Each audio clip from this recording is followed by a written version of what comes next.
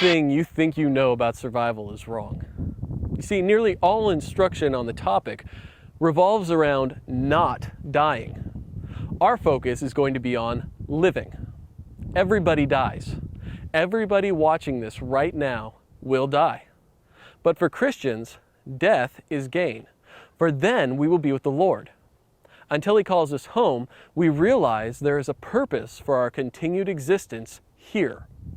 Paul said in Philippians 1:23 through 24, "I desire to depart and be with Christ, which is far better, but to remain in the flesh is more necessary for you. I want you to have the knowledge and confidence to meet your own needs, so that then you begin to look to the needs of others."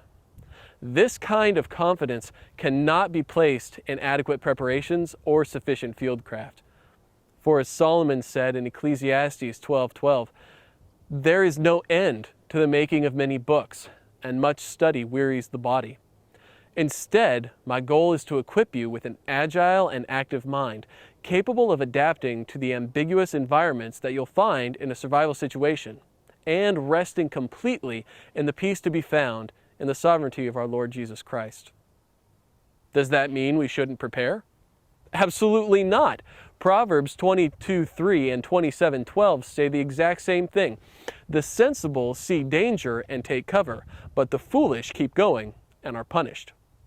So while you prepare, your preparations should enable you to meet the physical needs of others as a means of addressing their spiritual needs, just as Jesus did during His earthly ministry. Come on inside and we'll talk about some more specifics.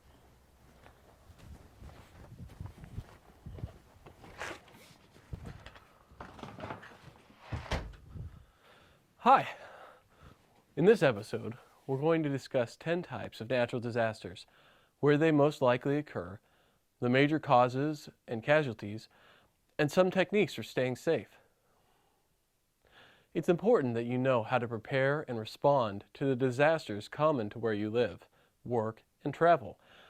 According to Oxfam, there's been a 400% increase in natural disasters in the past 2 decades. And Ezekiel 7:26 says that disaster after disaster will come.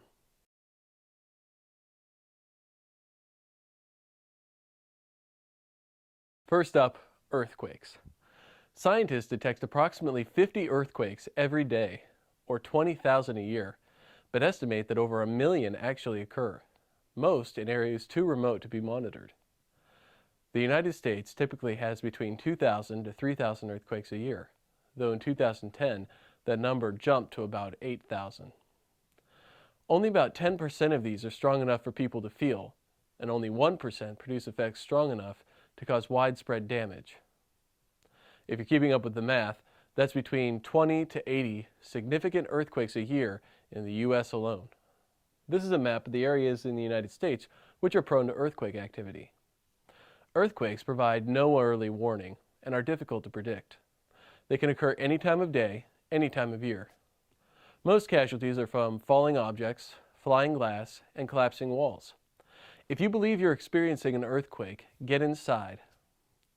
If you're inside, stay inside. Get under or next to something sturdy enough to support the weight of whatever structure is above you. Anything with vertical and horizontal surfaces made out of solid wood or metal will most likely suffice, such as a dresser, desk, refrigerator, or table. If this type of item is not available, stand against an interior wall corner. Do not seek shelter in a doorway unless the structure is constructed from concrete or brick, and even then it should be used as a last resort. If you're outside, move to an open area away from streetlights, utility wires, and buildings. If you're in a car, safely pull to a stop, get out of your car, kneel or lay down next to one of the tires, and cover your head and neck with your arm. Do not remain on bridges. If you find yourself trapped under debris, do not use a flame. Do not use open flames such as a match or lighter, as gas lines may have ruptured. Cover your mouth and nose and try not to kick up dust. Tap on a wall or pipe to aid others in locating you.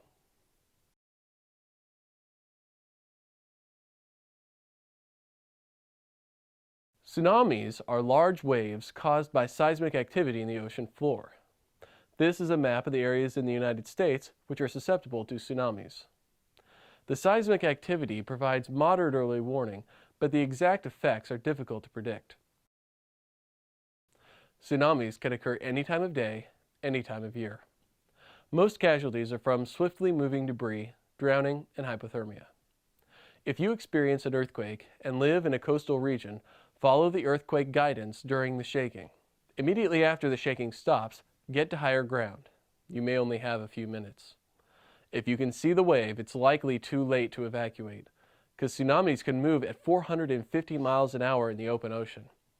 If you cannot reach higher ground, get to the top of a building, climb a sturdy tree, or find something buoyant to hold on to or get in. Stay put after the initial wave comes ashore. There may be additional waves.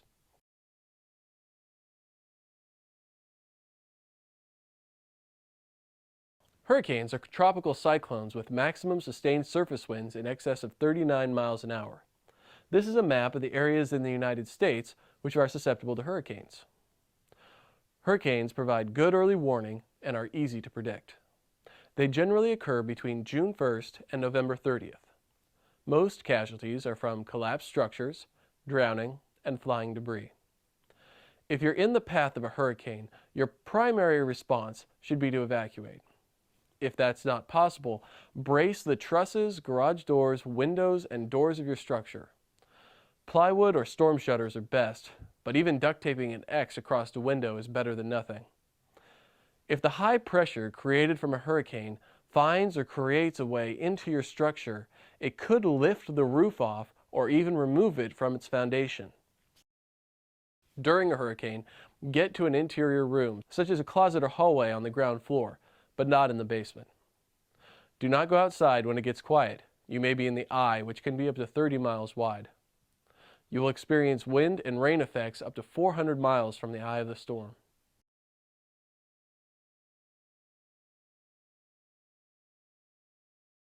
Tornadoes are violent columns of rotating air generated when a high and low pressure system mix.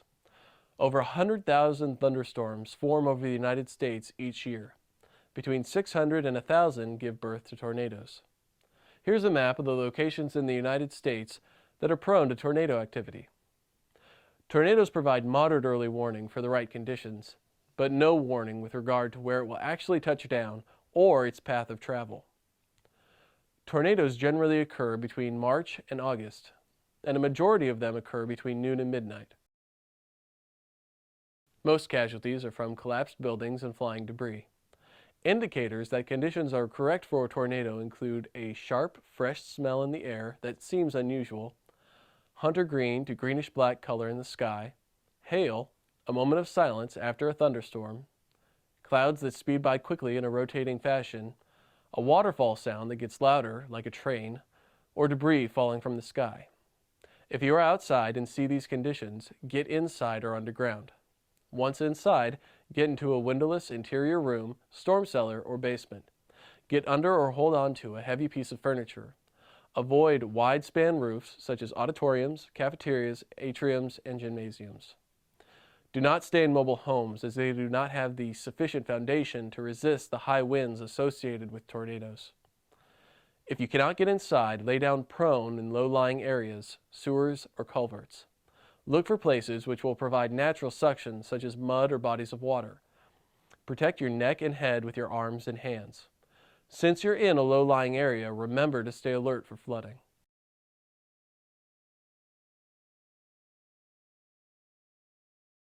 Wildfires are caused by arson, out-of-control open flames, or lightning strikes.